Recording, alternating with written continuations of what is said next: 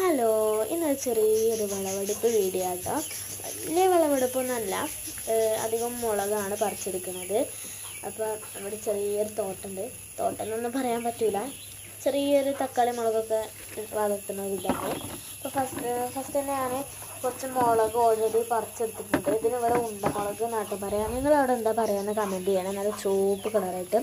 ഇനി നമുക്ക് കമ്മൽ മുളക് പറിച്ചെടുക്കാം കേട്ടോ. ഇവിടെ ഈ ഒരു മുളക് കണ്ടില്ലേ, ഇതിന് ഞങ്ങൾ കമ്മൽ മുളക് നാട്ടിൽ പറയുക. നല്ല അടിപൊളി എരിവുള്ള മുളകാണ്. ഇതൊരെണ്ണം കേടാട്ടോ, ഇത് നമുക്ക് വേണ്ട. ഇത് നല്ല കറിക്കൊക്കെ ഇട്ടാൽ നല്ല എരിവുണ്ടാവും. കറിക്ക് കുറച്ചുകൂടെ ടേസ്റ്റ് കൂടുതൽ വെക്കാറ് കേട്ടോ. പിന്നെ നമ്മുടെ സ്വന്തം ചുവപ്പ് മുളകാണ്. നല്ല നീളമുള്ള റിച്ചിൽ.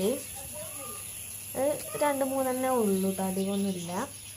അപ്പോൾ അത് നമുക്ക് പാത്രത്തിലോട്ട് ഇടാം.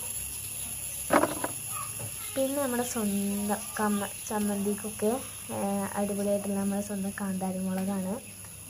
ഇതും കുറേ ഉണ്ട്, പക്ഷെ ഞാൻ കുറച്ച് പറിച്ചിട്ടുള്ളൂ. 2-3 ചെടിയിലുണ്ട്, പക്ഷെ ഞാൻ കുറച്ചേ പറിച്ചിട്ടുള്ളൂ കേട്ടോ. നല്ല എരിവാണ്. ഇത് രണ്ടാമത്തെ ചെടിയിൽ നിന്നാണ്. കുറേ ഉണ്ട് കേട്ടോ, നല്ല നിറഞ്ഞു നിൽക്കുകയാണ്.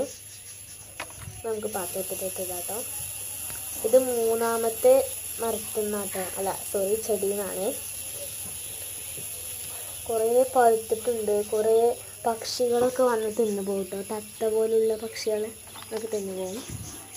ഇനി നമുക്ക് കുറച്ച് കറിവേപ്പില പറിക്കാം കേട്ടോ.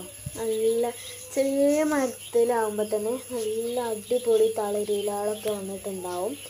നല്ല അടിപൊളി കറിവേപ്പിലാണ്. കറിവേപ്പില നമ്മൾ കറികൾക്കൊക്കെ ഇടുമ്പോൾ കുറച്ചുകൂടി സ്വാദ് കൂടുതലല്ലേ കാരണം. അപ്പോൾ അത് കുറച്ച് പറിച്ചെടുക്കുന്നുണ്ട് കേട്ടോ. കറിവേപ്പിലേൻ്റെ കുറേ ചെടികളുണ്ട് കേട്ടോ. ഇത് 2-മത്തെ ചെടിയാണ്. ഒന്ന് നമുക്ക് അതും പാത്രത്തിലോട്ട് ഇടാം. പിന്നെ ഇത് ഞങ്ങളെ ഇവിടുത്തെ ഒരു പ്രകൃതി ഭംഗിയാണ്. അത് ഞാൻ വെറുതെ ഇട്ടാട്ടോ. പിന്നെ നമുക്ക് ബാക്കി വന്ന കമ്മൽ മുളക് പറിച്ചെടുക്കാം കേട്ടോ. ഇനിയും കുറേ ഉണ്ട് കേട്ടോ. ഞാൻ വീഡിയോയ്ക്ക് വേണ്ടി കുറച്ചേ പറിച്ചെടുത്തിട്ടുള്ളൂ. നല്ല ഓറഞ്ച് കളറായിട്ട്. ഇത് നമ്മുടെ റെഡ് ചില്ലിയാണ്.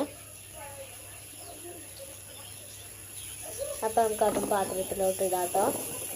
അപ്പോൾ ബൈ.